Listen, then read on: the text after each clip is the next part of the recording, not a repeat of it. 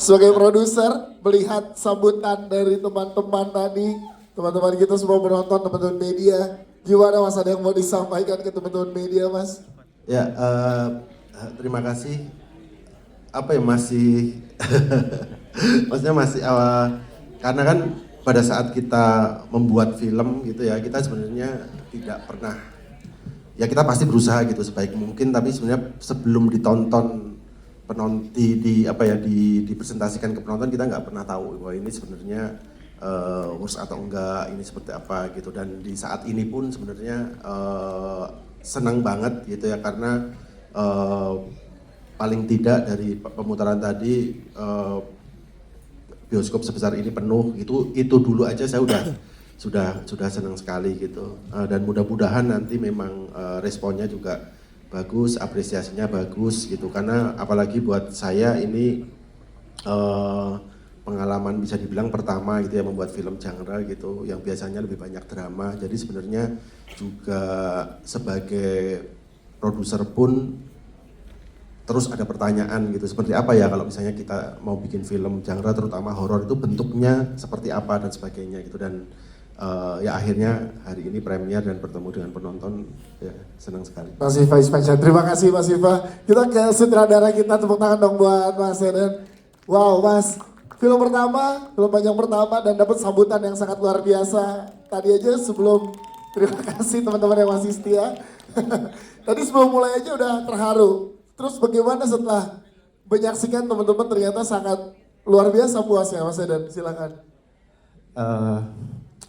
Sepertinya ini kalau aku bilang terima kasih banyak itu belum cukup untuk mewakili kebahagiaanku ya.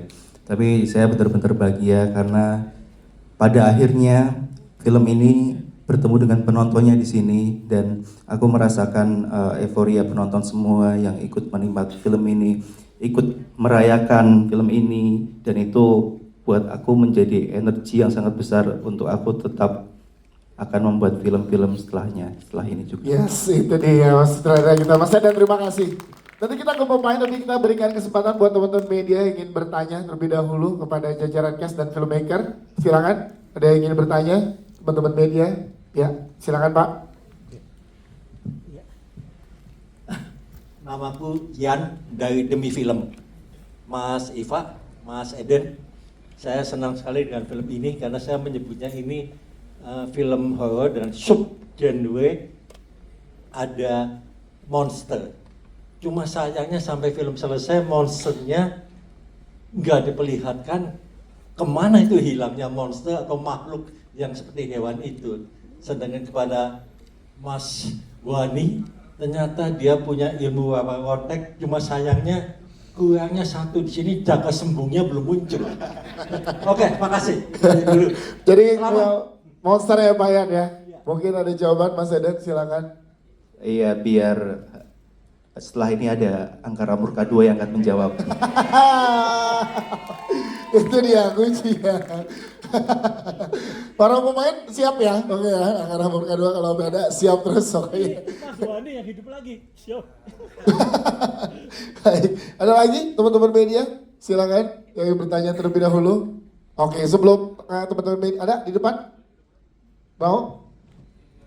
Hah? Jadi ngobrol nanya, jadi Mas? Ntar aja, oke kita ke teman-teman pemain dulu ya. Ke teman-teman pemain, ke Pak Rehadon sebagai Amar dengan dapat peran yang sangat kompleks. Ada banyak layer diberikan di sini. Boleh diceritakan gimana pendalaman untuk karakter Amar ini? Karena kan ini ternyata pada saat kita nonton trailer sama film kan di twist banget tuh. Kalau saat teman-teman komen di trailer dan lihat filmnya ternyata beda banget yang dialami. Ini gimana Mbak Rehadon pendekatannya? Silakan. Pokoknya udah pasti saya mas seru banget ya, syuting ini tuh ya bisa kelihatan dari filmnya tadi.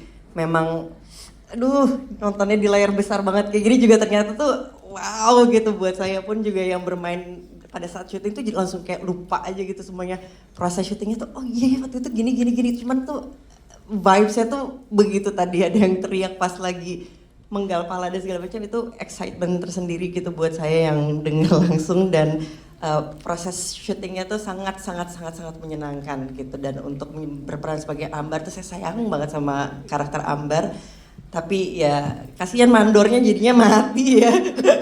Tapi nanti yang di Angkara Murka 2 mandornya hidup lagi. Bisa terjadi. Kalau gitu langsung deh ke Mas Mala sebagai mandor di sini. Baik, tapi banyak juga teka-teki kalau kita nonton kayaknya nggak terjawab nih sebenarnya gimana, baik apa enggak, berpihak ke siapa sih gitu kan, agak abu-abu tuh ya kan. Nah ini gimana sih lo memahami karakter ini Mas Mala? Silakan. Sebelumnya selamat malam. Saya cuma mau mengucapkan terima kasih banyak untuk jajaran di sini, Mas Iva, Mas Eden, Hanun, Dena, Mas Wani, sama Pak Rosa. Gue sangat consider gue lucky, beruntung. Pertama kali main film langsung A-lister semua di sini gitu.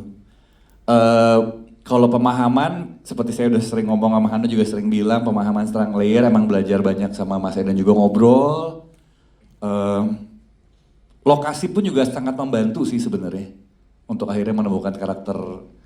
Jadi kalau tadi saya kelihatan gugup, ya itu gugup beneran sebenarnya, kayak gak usah pendalaman itu mah gitu kan. Ketemu ini semua senior-senior dan juga langsung diterjunin nyemplung, gak cuman cetek-cetek doang nih kalau main film, langsung dive deep gitu loh. Itu lumayan salah satu highlight hidup saya sih sebenarnya nih gitu, bermain di Angkara Murka. Terima kasih Mas Eden, Mas Iva dikasih kesempatan. Gitu aja sih ya. Siap, terima kasih Mas Mala. Kita ke Mas Dena. Mas Dena, kita pengen tahu di sini karena banyak juga yang tadi sebelumnya sempat dibilang juga bahwa ini tuh cerita banyak menggambarkan banyak hal, apalagi disimpulkan di sini di sosok ayah dan juga suami. Sebenarnya Jarod tuh pengen menyampaikan pesan apa sih ke penontonnya? Apapun halangannya, meskipun Mas Wani menghadang, meskipun Raden Broto itu bukan jadi masalah untuk seorang ayah. Artinya di film ini memang ada romantisme ya memang. Memang Mas Eden itu kebetulan dia mendalam di situ sebenarnya. Kalau dia itu sebagai DJ, sebagai basis Technosheet dan sebagai Eden Junjung, di hatinya itu memang luar biasa. Bahkan ketika adegan pulang secara arwahi gitu ya. Itu pun Eden memberikan hal-hal yang lebih close, lebih tight sama Ambar. Dan ketika kita lihat hasilnya, aku rasa wow, yang namanya ayah pun ya tetap harus butuh seorang perempuan. Itu banyak layer-layer yang aku rasa kalau di simbolisme atau semiotika atau kalau cara Jawa itu sanepan, itu banyak banget yang Eden sampaikan tadi. Itu yang luar biasa dari Eden Junjung aku rasa.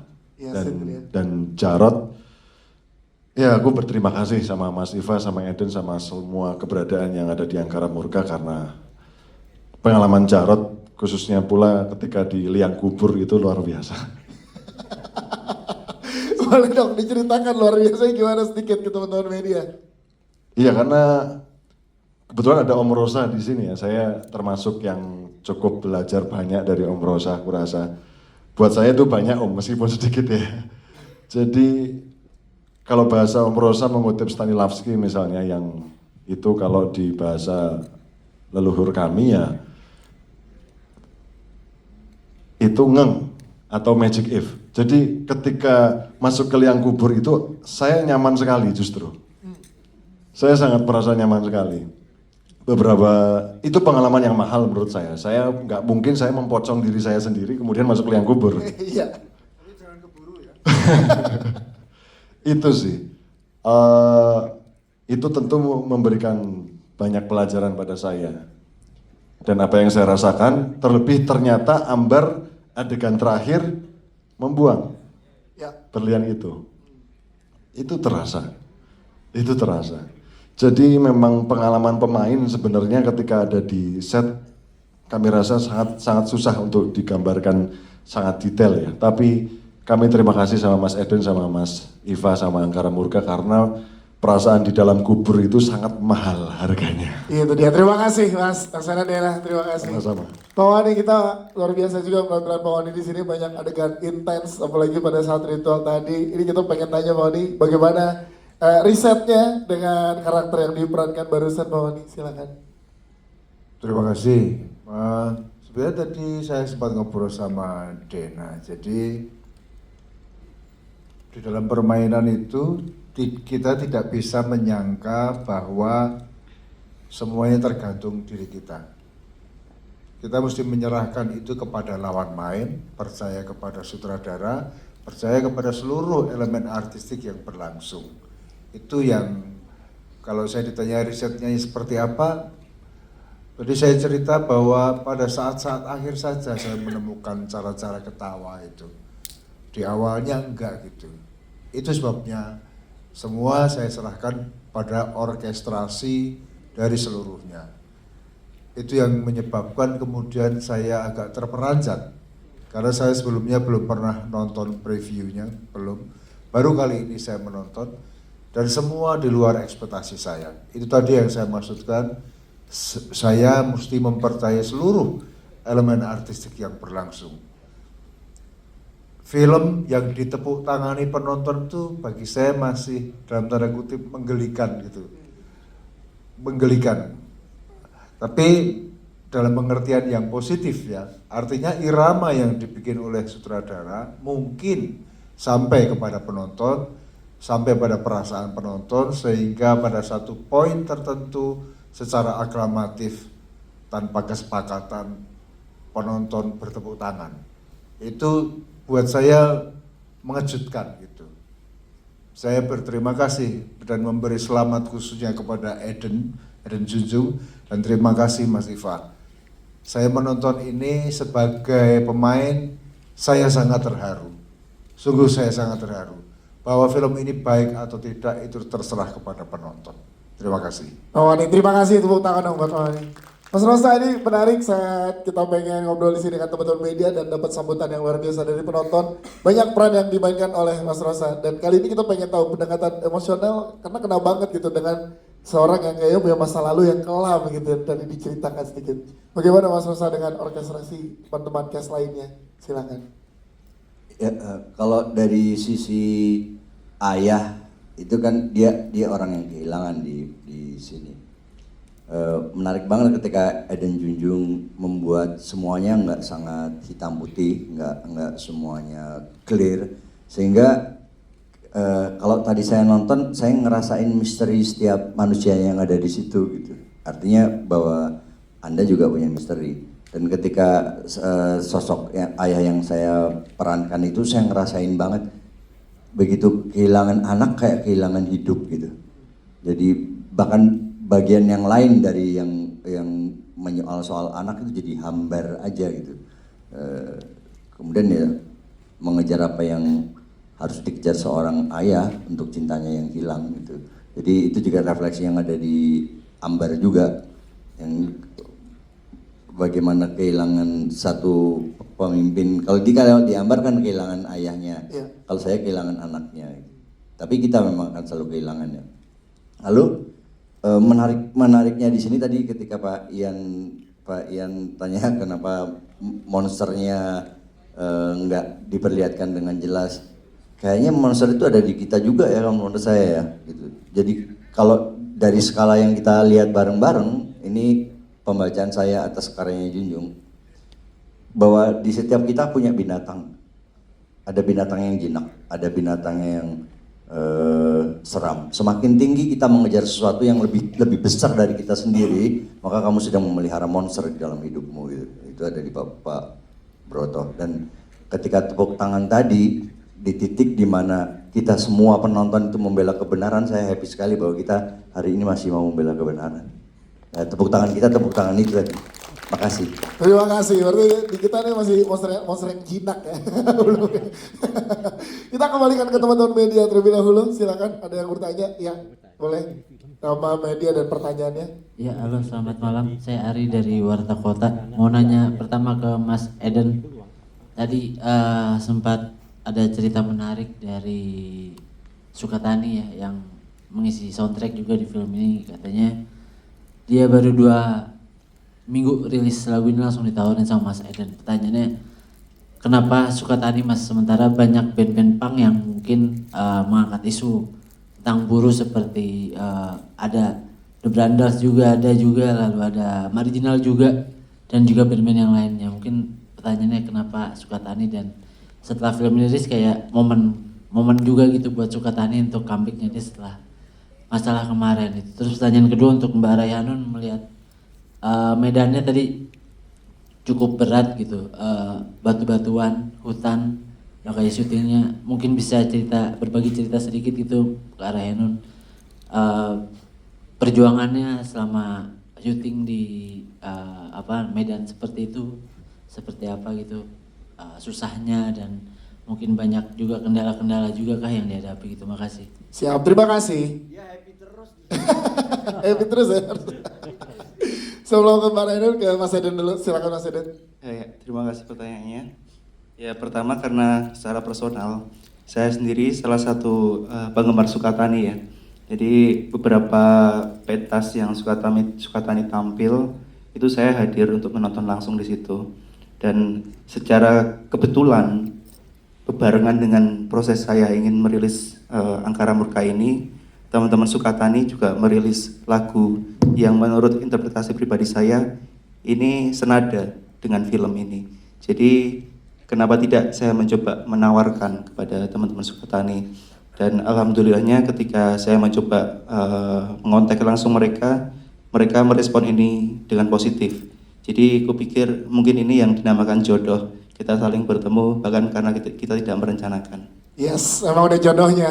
Sukatani telat ya rilisnya, biasa beda atau Angkara Murka duluan aja rilisnya beda ya. Jadi ini jodohnya ya. Mas Eden, siap, terima kasih. Mbak Rayhanun silakan pertanyaan. Iya Mas Ari, terima kasih atas pertanyaannya. Dari tadi dilihat setnya seperti itu, justru senang saya untuk bisa ada di lokasi seperti itu gitu, karena kan memang ini kebutuhannya cerita juga untuk berlokasi di daerah pertambangan dan hutan dan sebenarnya setnya nggak terlalu banyak gitu, cuman memang mungkin kalau mengutip katanya Mas Iva, tekstur filmnya memang bebatuan, memang rough dan segala macam, akhirnya tercipta karakter Ambar yang seperti itu. Justru itu menjadi sebuah pendukung alami gitu buat saya. Dan memang ketika saya masuk ke Angkara Murka, saya discuss dengan Mas Eden bagaimana untuk memberikan signature dari Ambar, karakter Ambar ini memang dia di-create untuk tidak senyum gitu. Jadi memang nggak punya informasi tentang cara dia senyum dan segala macam, memang tidak ada. Jadi memang range secara mungkin yang paling kelihatan tuh ya dia sepanjang film dia emang nggak senyum aja gitu. Jadi bukan karena dia nggak suka sama set ya, tapi karena emang setnya justru sangat menyenangkan gitu. Buat saya yang jarang untuk bisa langsung terjun ke alam seperti itu tuh buat saya challenging banget. Tapi juga membuat karakternya juga semakin terbantu untuk terlihat tough dan rough gitu. Siap, terima kasih Mbak Rayhanun jawabannya. Selanjutnya ada, oke, sebelah sini dulu ya, nanti baru ke mbaknya ya. Silakan Mas. Halo, perkenalkan saya Julian dari Centerpoint. Sebelumnya terima kasih sudah mengundang dan saya suka banget sama filmnya. Beberapa hari yang lalu saya sempat nonton preview di kantornya Falcon dan saya ngeliat ada beberapa peningkatan yang mana membuat filmnya semakin intens, semakin dapat atmosfernya. Saya penasaran, ini kan film sempat tayang di Far East Festival. Saya penasaran seberapa banyak penyesuaian yang dilakukan dari festival dengan film yang akan ditayangkan secara komersial di Indonesia. Terus bagaimana respon mereka, audiens di sana, terutama terkait kritik sosial yang banyak kita temui di sini, kritik sosial yang benar-benar melokal dan tentang apa-apa yang terjadi di sini di Indonesia tentunya. Itu aja sih Mas. Siap, terima kasih. Boleh dijawab Mas Iva dulu, silakan Mas Iva. Ya, yang pertama memang salah satu keuntungan sebagai produser saya berusaha untuk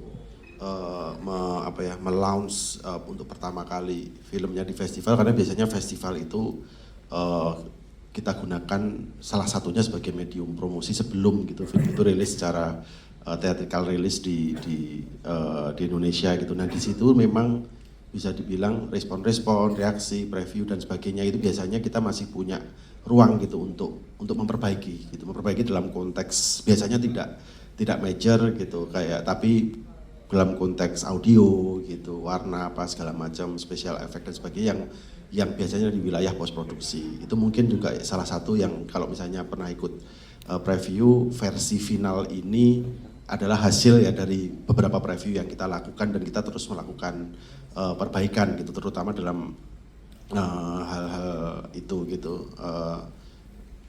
Dan maaf, yang kedua apa pertanyaannya tadi? Reaksi teman-teman Oh ya, di sana oke. penonton di Nah pada saat itu ini juga pengalaman saya pertama kali premier film di festival dan ditaruh di program yang midnight gitu.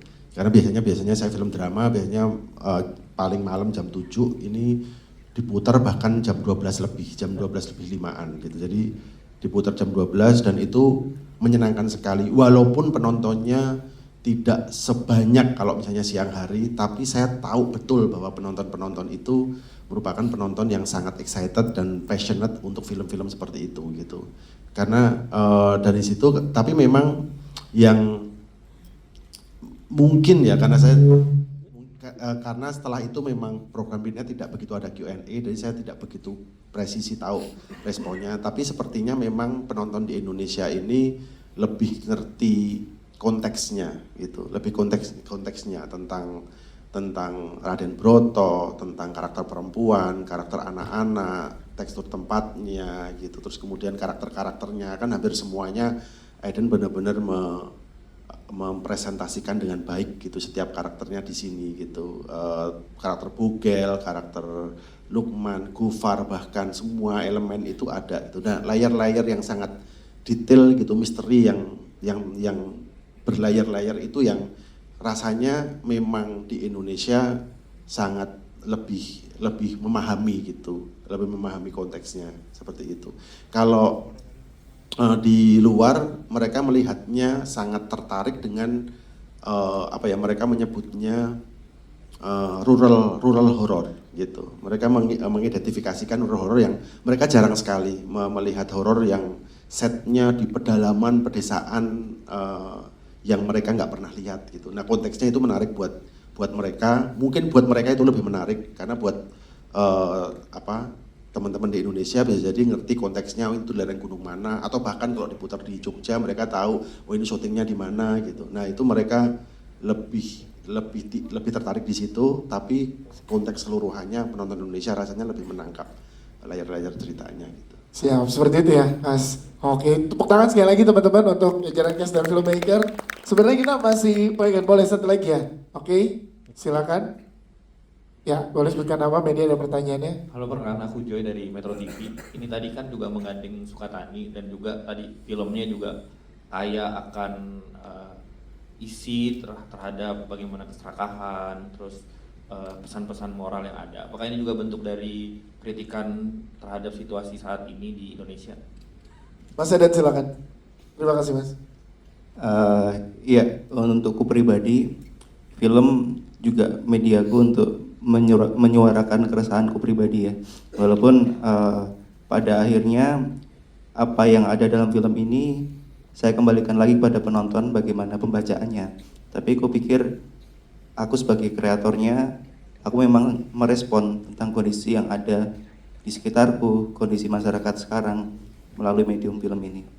Ya seperti itu. Tepuk tangan sekali lagi teman-teman. Pengennya kita lanjutkan ngobrolnya, tapi nanti karena waktu mungkin nanti akan ada kesempatan lainnya. Mungkin terakhir dari Mas Iva, closing statementnya Mas Iva, mewakili teman-teman dari Angkara Murka. Ya, yang jelas di kesempatan kali ini saya akan mengucapkan terima kasih ke teman-teman semua yang ada di depan ini dan termasuk semua yang ada di kita baca di credit title tadi gitu, untuk yang pertama adalah percaya gitu dengan visi sutradara baru ini gitu, karena itu yang kita butuhkan gitu. Jadi di industri ini gitu atau bahkan di negara ini kita perlu gitu ya bakat-bakat baru, dan saya setuju banget dengan Mas Wani tadi. Jadi Raden Broto itu aslinya sebijak itu gitu ya.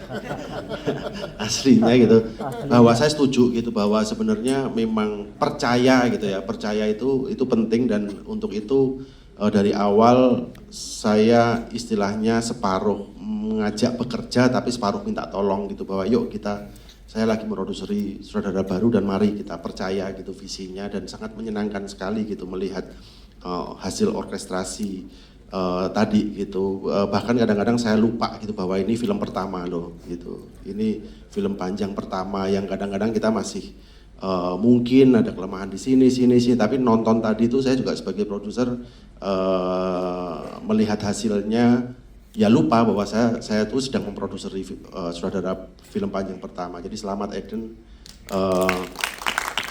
sudah lahir gitu karya pertamamu, dan ya mudah-mudahan memberi angin segar gitu untuk industri kita dan perfilman Indonesia gitu. Itu yang pertama. Yang kedua, jelas mari kita dukung gitu kelahiran sutradara ini, kelahiran karya ini nanti 22 Mei gitu. Pastikan untuk lewat apapun, mau verbal, ngobrol, sosial media, apa segala macam, untuk ajak gitu bahwa ada sebuah film gitu ya yang karena dibuat oleh sutradara film panjang pertama, mungkin gitu penonton film Indonesia belum pernah gitu melihat film-film yang seperti ini, karena visi yang cukup fresh dan penting untuk ditonton gitu. Ya, terima kasih. Terima kasih Mas Iva dan juga jajaran cast serta filmmaker. Kita persilakan untuk berdiri, kita akan foto bareng dulu. Silakan teman-teman media boleh mengabadikan, boleh merapat. Silakan. Ya, sebentar kita geser sedikit dulu kursinya. Oke. Yes. Silakan teman-teman media untuk mengabadikannya. Sebentar ya, teman-teman. Oke. Silakan boleh lihat sebelah kiri dulu, sebelah kiri, teman-teman di sebelah kiri, silakan teman-teman media di sebelah kiri, silakan. Oke, tengah sekarang, silakan di tengah bawah dulu ya, tengah bawah. Iya, di tengah atas ada official photographer kita juga, silakan. Yes. Agak di sebelah kanan, silakan teman-teman di sebelah kanan, sebelah kanan. Baik, terakhir di tengah lagi, terakhir di tengah.